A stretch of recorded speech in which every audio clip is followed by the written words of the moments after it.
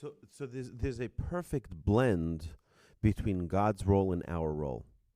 There's a big challenge that people have. There's a mitzvah for us to trust God. Just put your trust in Hashem, right? Which is called bitachon, which is trust. He's got it. He's got it worked out. But there's another thing that you can't just sit at home and say God will provide. Right? You got to go get a job. You got to go. You got to go. So how do they both fit? And it's a big struggle. So I think the best way to understand the struggle or to resolve that struggle is your job is not to stop pursuing no matter the outcome. Your job is to pursue. Your job is to go out and try. Send out your resume to 25, 50, 100 places. Never stop. What is his name? The guy from KFC. Colonel Sanders. He tried to sell his idea to 201 banks. 201 banks. Until the 201st bank said, okay, we'll try it. And then years later, he sold his recipe to his own company for many, many, many billions of dollars. Right? Unbelievable. Didn't stop trying. His job, and this is our job, the Mishnah tells us this, Lo alecha hamlacha ligmor, your job is not to finish the task. Aval iyata ben chorin lihi batel mimena, but you're not allowed to stop pursuing the completion of the task. Whether or not I'm going to score that job or I'm going to succeed in this task, it's the results are irrelevant. It's the efforts that are not compromisable. Yes? Reminded me of a little sign that I saw in my kids' preschool so many years ago. Some things just stick in your head, but this sign said, practice does not make perfect, practice makes progress. And that's the point. You don't have to completely achieve, but you just have to keep going. I love that. Practice doesn't make perfect. Practice makes progress. That's excellent. Excellent. And the truth is that that's the only thing God wants from us. That's it. There's a story of a man who it's a tale that's told. It's part of a song that one of the great Jewish composers wrote, but it's called Yankel. There's a man. Everyone would make fun of him. He was the schlepper of town. He was he was the nobody of town. And everyone would mock him. He'll look at him. He's the schlepper. He doesn't do anything. He's like, he wasn't very intelligent. He wasn't very. One day the rabbi comes into synagogue at 2, 3 in the morning, and he hears someone crying. So he walks quietly, and he sees in the ark, behind the curtain of the ark is open, and there's Yankel, and he's praying, he's asking God, please, I keep trying, please, give me wisdom, please help me thrive as a human being. The rabbi heard this, and he says, I have to help him out. The rabbi sent him, and he became a world-famous scholar, and, after many, many years of hard work. But the idea is never to give up. We never give up. And that's the you think of how many times did the state of Israel have a very good reason to give up? Every day. Think about it. It's like, how many times can I wake up to people hating me? Right? And they continue to persevere. How many times can we wake up with arrows, like literally missiles facing towards our homes? And people wonder why Israelis are high-strung. Right? Did you ever wake up with the missile to your doorstep? Right? Yeah, of course they're going to be high-strung. They have the entire Middle East is with arrows facing our way. So, okay, we're a little off, but the idea, we're off topic here, but the idea here is to never, ever stop pursuing perfection. And by the way, we're going to work on traits, we're going to talk about traits, and we're going to say, I'm 1,000,000 miles away. The goal is not to travel that 1,000,000 miles. The goal is to start getting on that path. It's not to jog those 5 miles every day, but at least get started. Get started. Do 10 feet, do 20 feet, do 30 feet, do as much as you can do. Don't try to reach perfection yet, but don't stop pursuing it. Okay. The work of man is to run after the Shekhinah, the presence of the Almighty, right? With all of our might, without delay. This is Rizut. When we do a mitzvah properly, when we do it with the right enthusiasm, so there's not only the action, there's the inspiration behind it. And we have to distinguish, there's the letter of the law and the spirit of the law. So I can observe a mitzvah, but I do it with laziness. Like, I'm not so excited. I'm not energized by it. It's like it's pulling teeth. I don't really want to go to synagogue, but I'll go. I'll make you happy. Okay, Mom. Right? That approach, or I can infuse it with an energy. I can infuse it with a motivation. I'm not going to waste time. I'm going to go do it and go get it done. So there's a certain energy, there's a certain force behind it that doesn't allow it to wither. That doesn't allow it to there's something to be said for keeping it fresh, keeping it exciting. Right? When you just wait and wait, what happens is eventually the leaves fall off, and it doesn't have the energy, it doesn't have the excitement of being a beautiful flower, a beauty, right? Zrizut, or alacrity, zeal, is allowing Hashem's inspiration into our lives. Right? Anybody here that does not have a U.S. passport? You don't have a U.S. passport at all? Oh, but you have a U.S. passport. You're a U.S. citizen. Yeah, okay. Do you know what anybody in the world, and I'm sure you've all traveled the world, what would people do to be an American? Right? And yet we're the ones with depression. Why? We should be waking up in the morning, dancing on the rooftops. Right? We're Americans. We have freedom. Do you know that what we're doing right now, this room, 2,000 years ago, we would all be escorted by Roman guards to the center of town, and our heads would go off. You know why? Because we're studying Torah. Here we have freedom. And America is the only country in the world that didn't persecute the Jews for our observance of Judaism. You know that? England did, and France did, and Italy did, and you name the country. Russia did. Any country you can think of, you can name, persecuted the Jews. And our sages of recent, our modern sages, call America the Medinat de Chasidusa, right? A government of kindness. It's unbelievable, the privileges that we have here. We take for granted. We don't realize how blessed we are. But it's not only that. Who here, I once went to a conference back in March. I went to a conference, and right before Shabbos, before candlelighting, they had this buffet like you can't imagine. I mean, I gained 10 pounds just by that weekend. The food is just ridiculous. Right? Of course, it's a whole kosher event, and people come to these events expecting to, unbelievable. And I'm just having a good time meeting people. Hey, how are you? I haven't seen you. Oh, where are you? Houston. Yeah, great. Okay, great. This is in New York. And then I see someone come in, someone about my age, on a wheelchair. And behind him, they wheel in 2 crates of oxygen tanks.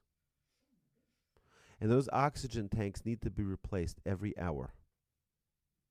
And there I am thinking to myself with total shock, where are my tanks? Where's my oxygen tanks? Oh, I have it built in. I have it built in. And I'm upset. And I'm sad. And I'm not dancing on the rooftops. Right? I don't recall having to go schlep those oxygen tanks. And how many people who sadly can't see or can't hear or are mute or whatever, people can't walk, people who can't move their arms. And I have that free. We have blessings for that. There is so much that we can be infused with joy and happiness and gratitude every single day, and we're like schlepping around. And I think it's sort of the more luxury we have, the lazier we become, the less satisfied we become. It used to be, my brother tells me that every $10 he spends on toys for his kids, they become 10 points lazier. He says, I'll give them a bat and a ball, go outside and play.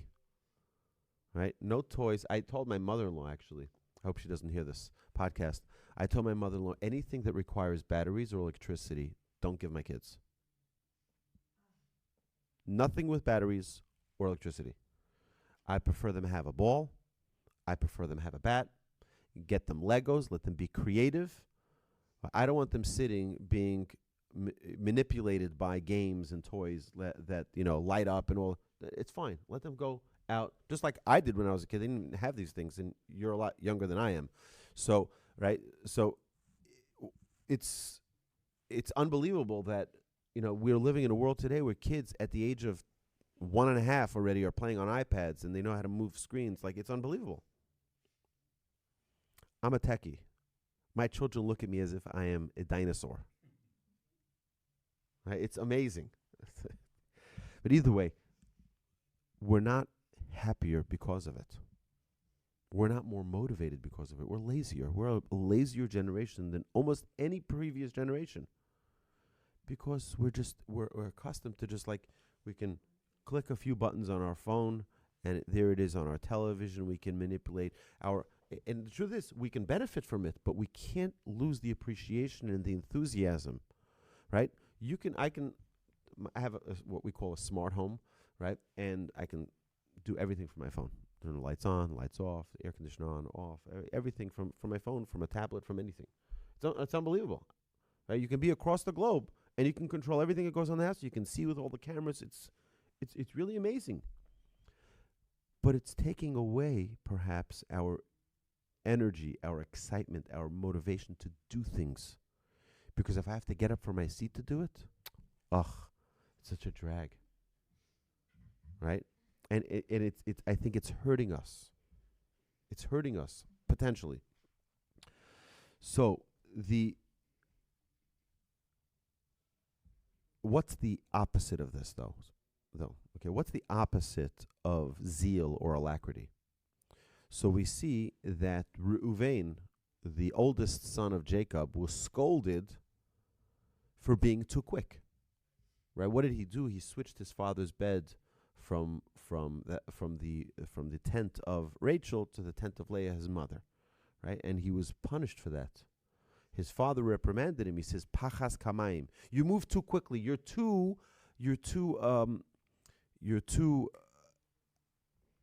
impulsive. That's the word. Thank you. You're too impulsive."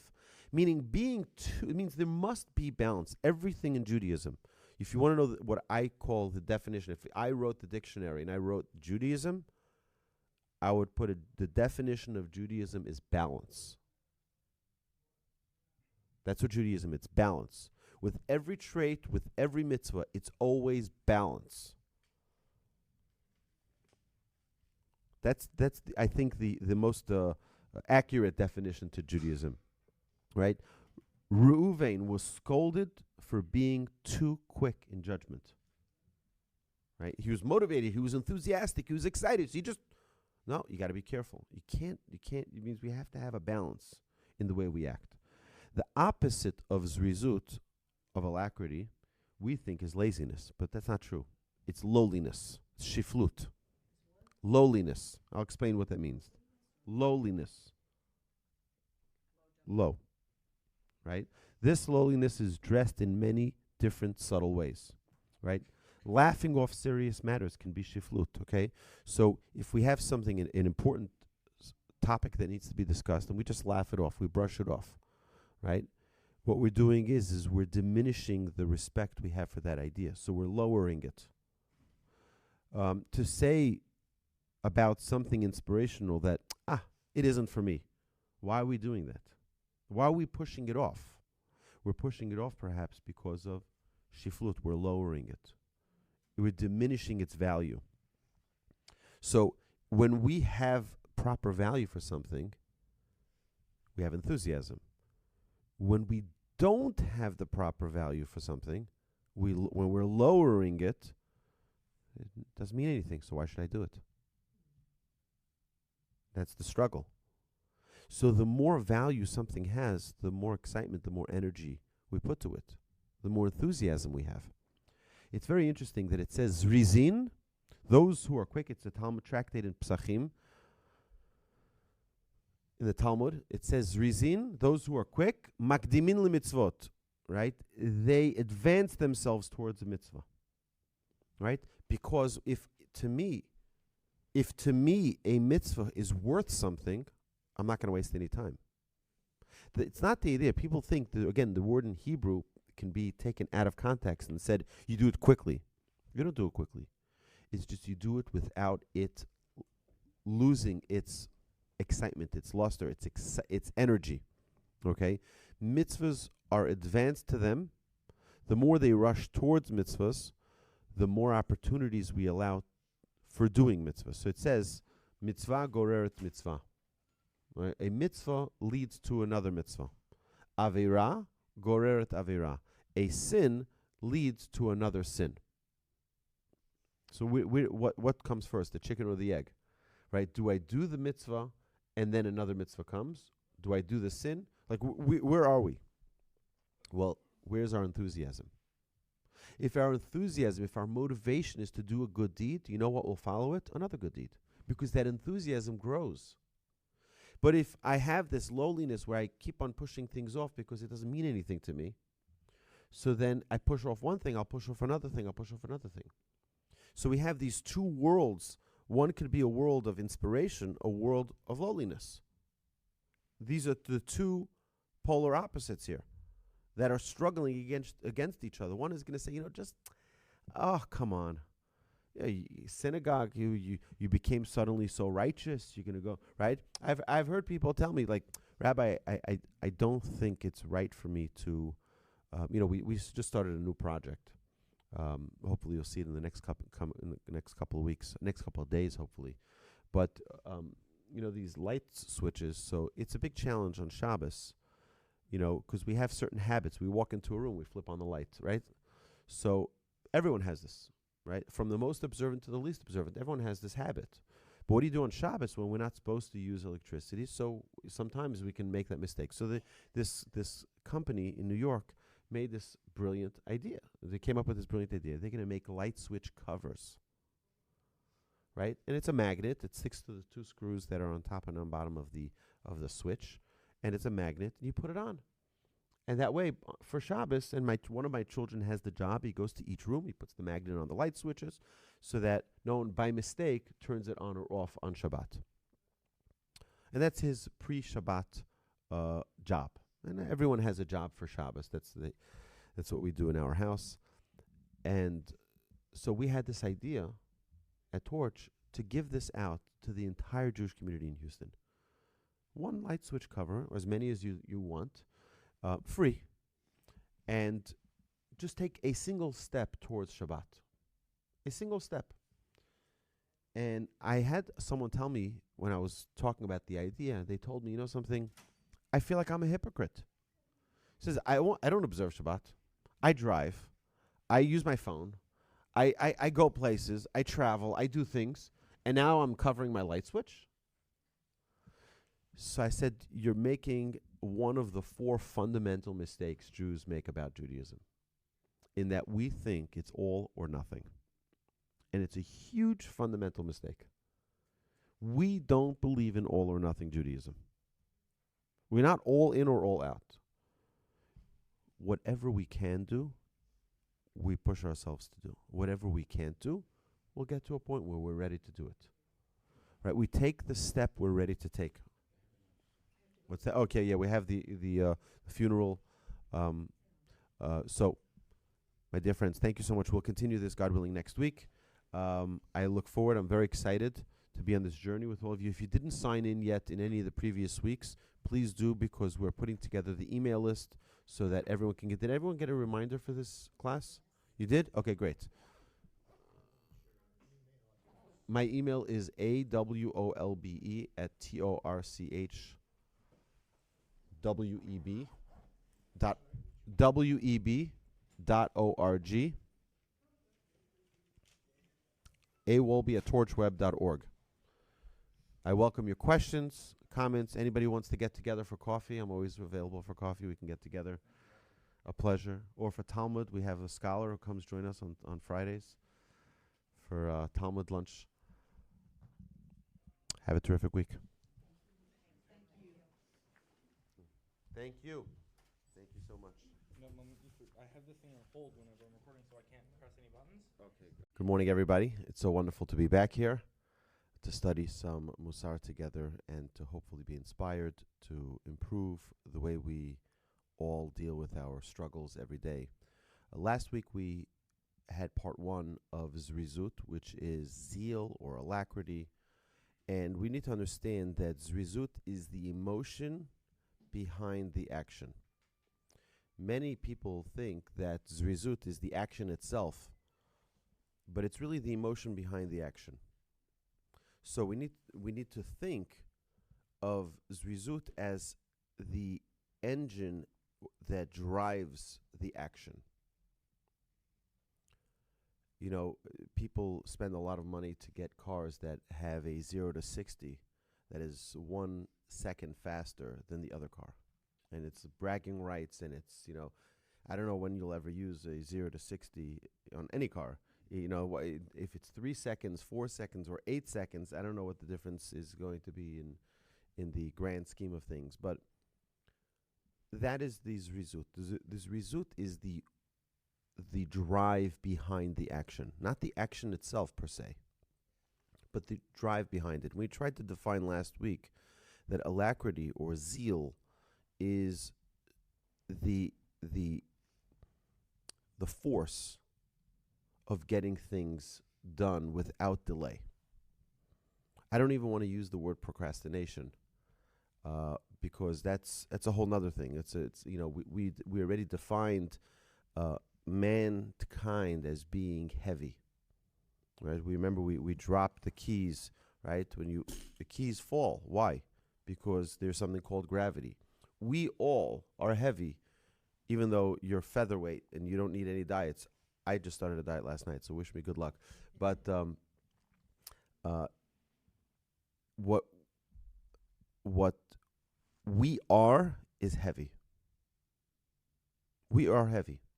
We don't want to do things. We if we can just watch the winning Astros all day, we would do that. Sorry, I know it's painful.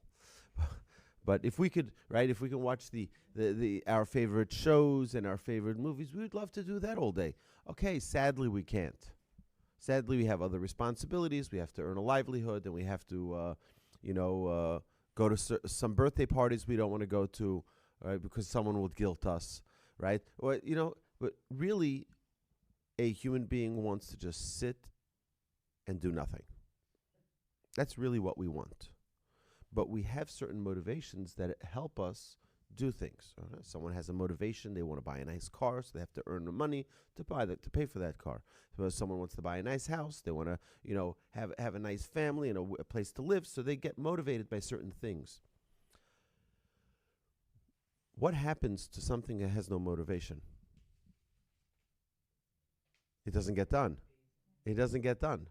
And we just push it to the bottom of the list, and it'll never get done. But it would be really nice if I went to visit that person. So how do I put a motivation to it so that it gets done? And that's what we're trying to accomplish here.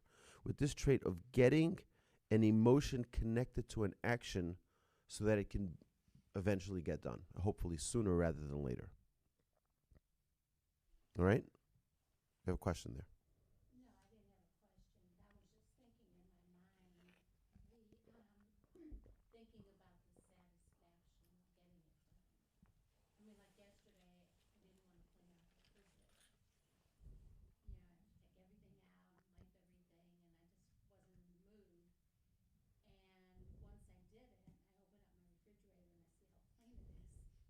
It's like,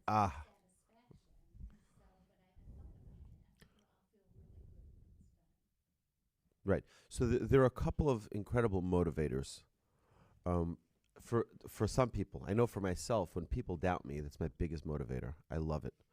Like I once was in Memphis, Tennessee, as a single guy, and we were doing some summer program for the Jewish community in Memphis. I had a great time. And when we were done, we're like, it's so sad. We're just leaving. We came, we were here for 2 weeks, and now we're just leaving. We're like, we have to keep a connection. So someone suggested maybe we do a weekly Dvar Torah so that we can keep in touch. And like through the Dvar Torah, we'll be able to continue communicating throughout the year. So I said, I'll do it. I'll do it. I came back home, and of course, the first portion is Bereshit, easy.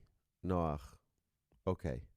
Lech Lecha, it starts getting more and more difficult. And my brother, I was telling him about this new initiative that I was working on. He says to me, most people who start don't finish. I was like, okay, game on. and I finished the entire cycle, adding on for all the holidays and for the Pesach Seder, a whole list of. But that's for some people, right? I personally get motivated by that. When someone doubts my ability, right, I'm going to show them, right? So that's a motivator. But there's other motivations. There could be a motivation of the reward that you get, right? The rewarding feeling when you open up that refrigerator and you see like, look at what I did. Look at what I accomplished. Now, or the motivation of that losing that weight, or you go on a diet and you're like, look at me, look, I used to be heavyweight champion, and look at me now. I'm like a slim weight champion, right? So that also could be a motivator, seeing other people getting inspiration from other areas. But what do we do if we don't have that enthusiasm? It's like that phone call you don't want to make. So what do we do then? It needs to get done. How are we going to get it done? So there are a couple of tricks. I mentioned one last week. You can connect it with a specific task that you do like. So if you don't like to make that phone call to that aunt of yours, or that friend, that long lost friend that you just want to hear how things are going, you don't want to make that phone call because it's going to cost you 2 hours of your day. It's it's a long. They don't stop talking, or whatever it is. So if you attach it to something that you do enjoy, or make a limit to it, you say, you know what, I'm about to walk into a meeting. I have 10 minutes. I want to catch up with you, right? So then you know that there's a limit to it. You're able to put, or you can put it, I'll buy myself an ice cream if I do this task, right? You can treat yourself. There's nothing wrong with that. Treat yourself to the task. But the idea is to be living in a world, in a life that is motivated, that is proactive, not falling behind and never getting things done.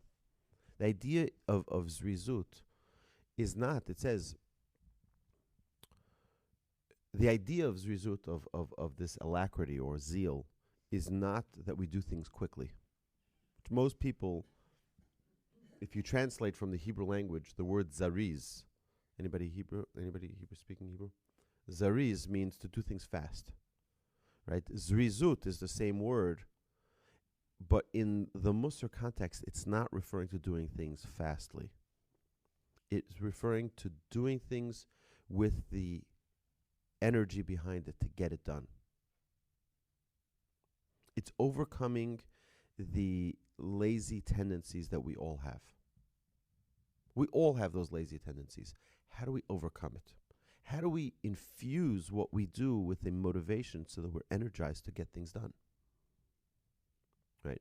Another trick that I mentioned last week was, for me, one of the things I really don't like is going jogging. Like, I need to, but I don't like it. So what I do is I say, you know what? I trick myself. I'm not going to go jogging. I'm just going to put my jogging shoes on. I'll be dressed for jogging, right? And once you're dressed for jogging already, you're already halfway done, right? So you might as well just go, right? So you sort of trick yourself to get to a point where you're doing the things that really don't want to do. Okay, so we have to think about this in every area of life. If there's a book you need to read but you really don't want to read it, you say, you know what, I want to go get my coffee, but first let me read 10 pages and then I'll go get my coffee. So you bargain with yourself, right? Because the things that we want to do will get done. Things we want to do, things that we're motivated to do, we're going to get them done. Yes. You use the term laziness. I look at it more procrastination. What's your distinction between laziness W- and procrastination? Procrastination is the result of laziness. Means when I'm lazy, I just don't want to do anything. I want to just sit back and watch the game. So I push things off. Really, if I wasn't lazy, I would get it done right away. For me, I'll tell you personally, the way I get things done is I make myself a list. We're gonna talk about this. Hopefully, the next topic we're gonna talk about is gonna be order. And I've been working on this trait for a very, very long time. It's one of my bigger struggles of order, more of time order, and I created a worksheet for myself in how I manage my days. And typically, when I have, let's say, 10 tasks, I'll write those 10 tasks on this sheet, and I will mark myself at the end of every day on how that day went with all of those tasks. Anything that's left over, I move on to the next day. I have to show it to you, and we'll get to it when we talk about order. But the idea is that we all have, particularly today, we have hundreds of different tasks that we need to do, most of us, right? Every day, we have different tasks that we need to do. How do we get them all done? Well, the things we're motivated to do, we do. Want to go pick up that dress that's being altered, and we're very excited about it, so we'll go pick it up. We're very excited about that.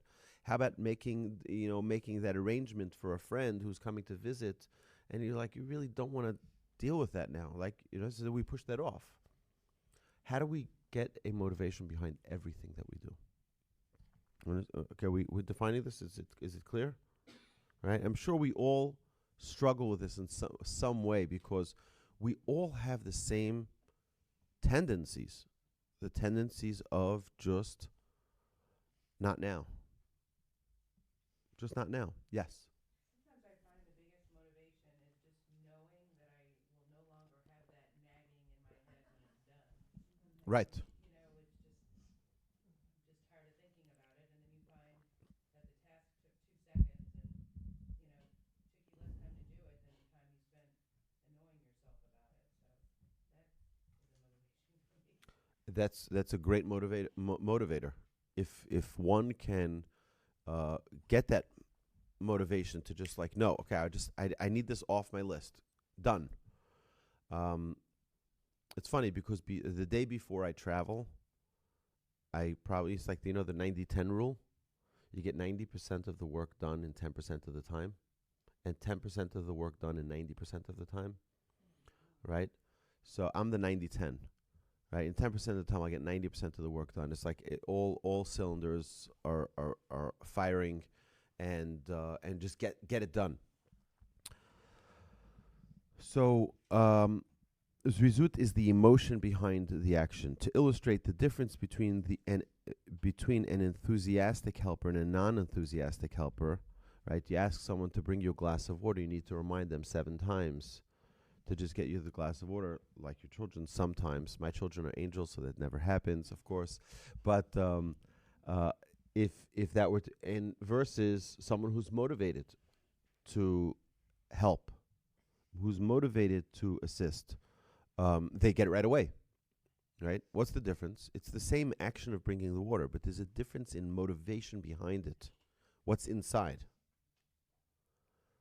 right? And so it's almost, I hate to say it, but it's like I have to bring the Astros into this, right? So we suffered a devastating loss this week, right? Don't tell me that you're a Washington Nationals fan. I'm sorry. Okay, I don't want to hear it. Okay, so, right, I felt that they were just dragging. It seemed almost they didn't want to be there. They were tired. We had a long season, best record. It's like they really they don't want to be there. That's what it felt like to me. I was like watching. It was like it was a drag for them, right? And it's like, all right. The other team, it seemed like they wanted the gold. They wanted this. They were motivated, and that's what I think is like that challenge that we face is how do we be the people who are constantly motivated, who are energized, who get things done. Okay, so you have the same idea of people who are motivated or excited to go pray to synagogue, and some people who are not excited to go volunteer, and some people who are not. It's like I have to do this, so I'll do it. It's my duty, or I love this. I love the opportunity to help. Right? It's the same action. They're both delivering the meals on wheels. But one is doing it with an excitement, with an energy, and one is doing it without any enthusiasm at all. All right? So what we're trying to become is people who are enthusiastic about the things we're doing. You're doing them anyway. Get them done with excitement, with energy. It's very interesting that we have a mitzvah to eat matzah on Pesach. It says that we should eat it with excitement, right? You're like, what? Right? Because, so here's the thing is, so what's the inspiration behind it? If we really understand what the inspiration behind it, this commandment is to eat matzah, it gives us a totally different flavor to why we're eating it. It means sometimes we have to think into what we're doing a little bit more to gain an appreciation to why we're doing it. If we don't take the time to realize what prayer really is, then why would we be motivated to waste 3 hours of my day, of my Saturday morning, to pray? Why? Who in the right mind would want to do that? And then hear the rabbi speak forever, right? Right? It's like, why would I do this? Well, if I understand what prayer really means, then I'm motivated, perhaps. If I don't understand, I'll tell you, I don't know if I shared this story here. I had an individual after one of my classes. I had a Shabbos morning class. Did I say this story? I had an individual after my Shabbos morning class. And, I try to encourage everyone after we're done with the class, go join the regular service that's going on. So this individual says to me, synagogue's not for me. I'm out. So I said to him, hold on a second. I said, sit down, have a seat. He sits down. I said to him, well, what's your beef with prayer? So he says to me, I've been going to synagogue for years, and all I do in synagogue is run after the chazan. He said, the one leading the service is here, I'm turning the page here, turning the page there. I feel like I'm running a marathon, back and forth with the pages. I don't know what they're doing, what they're saying. He says, by the time I'm done, I am wiped out. He says, I'm done with synagogue. I'm done. It's not for me. I said, is that what prayer really is? I said, let me tell you what prayer is. The prayer is having a conversation with God. It's just talking to God.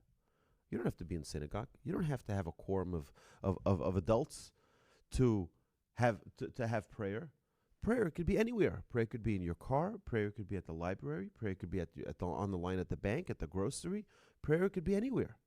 Prayer is having a conversation with the Almighty and talking to Him in your own words. In fact, the sages tell us that the greatest part of prayer is when we add in our own personal requests. There's a part in the prayer, the Amidah, by Shema Kolenu, where we can enter in our own prayers, whatever you want. And according to many opinions, at the end of each blessing of the Amidah, you can add in your own personal prayer. So we say, Slach lanu avinu ki chatanu, God forgive us, right? And then you can add in right before the Baruch Atah, right? You can add in your own personal request. And we ask for wisdom. You can ask for your own prayer. God, help me with this. I'm facing a certain challenge. Help me have the wisdom to deal with this properly. Healing. I have some friends who are struggling, a relative who's struggling. God, can you send them healing? And you can add in your own personal praise. And our sages tell us that's the most desired part of the Almighty's side of prayer. He wants to hear your personal request. Great. It's important for us to say the prayers in the way that our sages prepared them, because they deal with certain heavenly powers and forces that help have that mercy that we need for our prayers to be answered. But to put in our own personal requests, right, that's the most important part of prayer. So I said to him, prayer is not running after the chazan. That's not what prayer is about. Prayer, go in, close your eyes, and talk to God. Close your eyes, open your heart, and just talk. For anything. Ask for your children, ask for your parents, ask for your friends, for your neighbors, for your community, for your people, for your nation, for the Astros, right?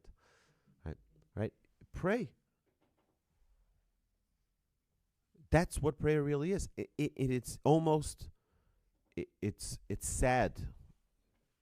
It's sad to see how many people I'm involved with on a regular basis, students, people who come to learn at Torch, that tell me that they're disenfranchised with the synagogue experience.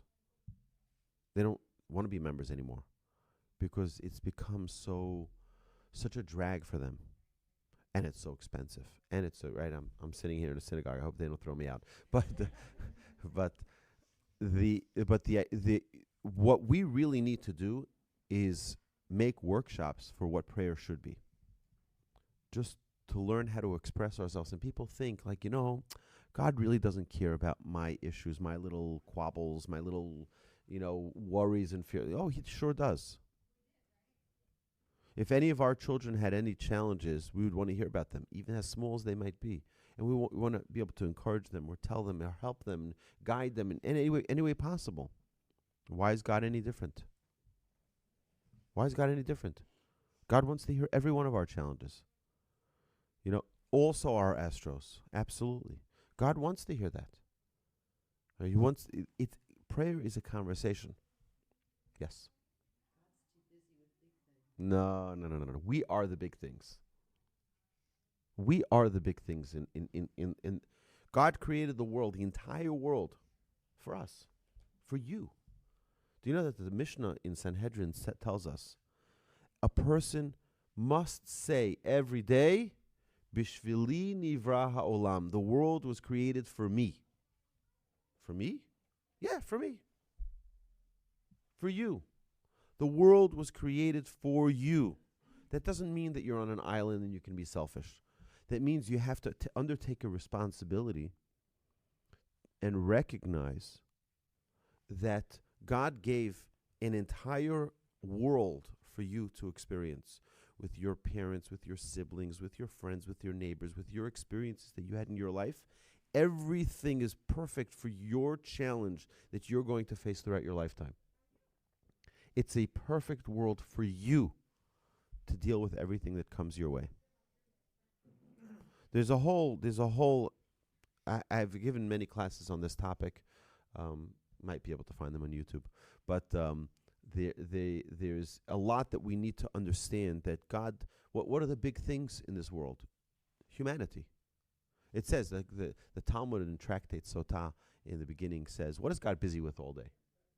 What is God busy with? What is he dealing with all day? All day. What is God dealing with? Sages tell us, this is the Talmud, okay? God is busy making shidduchim. God is making matches. Now let me explain to you what that means.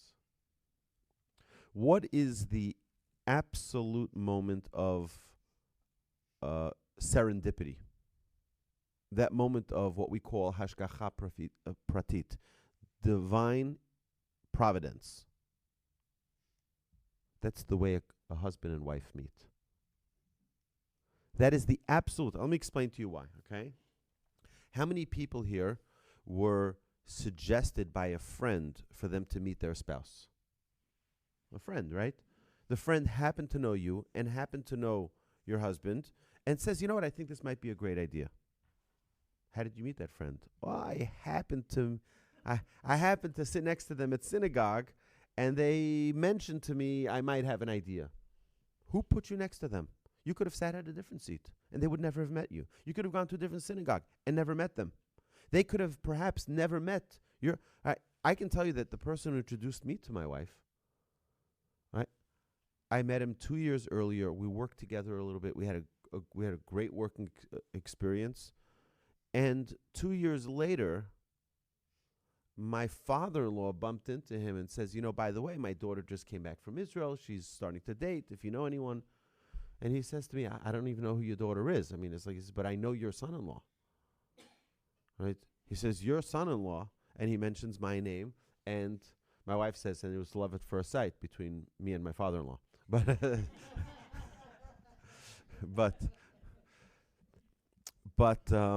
it's like what worlds needed to turn around for me to even meet this individual, right? And I'm telling you, many worlds had to turn around for me to meet this person. It's like, when I was thinking back to how I met this individual, it was so not normal for this to happen. He was running a program that the registration had closed 6 months earlier. I had decided that I was changing my summer program just one day in the middle of July. Right? If I wanted to get onto that Memphis program I mentioned earlier, if I wanted to get onto that program, I would have to register in January. They were closed already months ago. And everyone told me, you're wasting your time because they're everyone wants to be part of this program. They send you to different cities, and it's like, I said, fine. What's his number? I called him up. He says, where are you? I said, I'm in Lakewood, New Jersey. He says, come to my house. He opens the door, and he says to me, Memphis, Tennessee. And, yeah.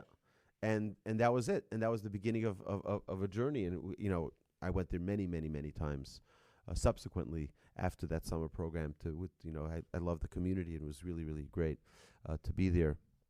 But it was amazing that one experience ignited a relationship that many years later introduced me to my wife.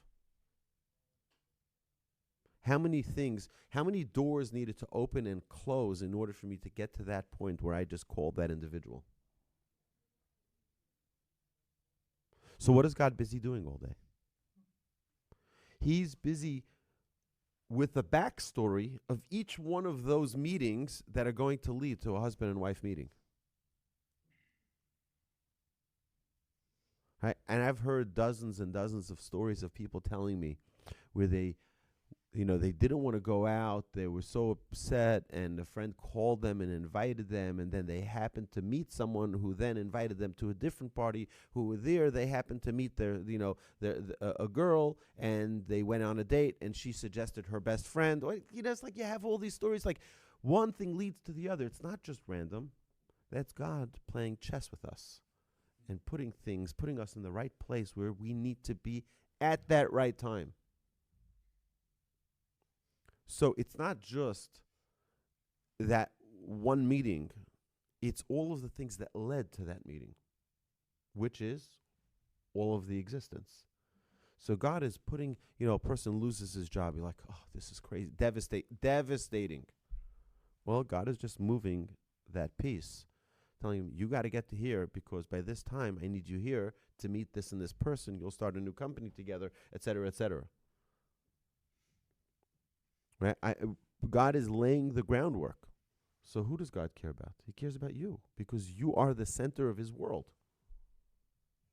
You're a very, very important piece in God's world, and God wants that piece taken care of. So when we open up our mouths and our hearts, by the way, it's an interesting thing. You know what is the definition of prayer in the Talmud? Tefillah, right? Tefillah is, but it is a specific terminology in the Talmud. It says avodah shebalev, work of the heart. That's prayer. Whenever you see the word avodah shebalev, it's talking about prayer. The Talmud says this. Ezohi avodah shebalev. What is work of the heart? Zohi tefillah. That is prayer. Prayer means opening up our heart. Yes.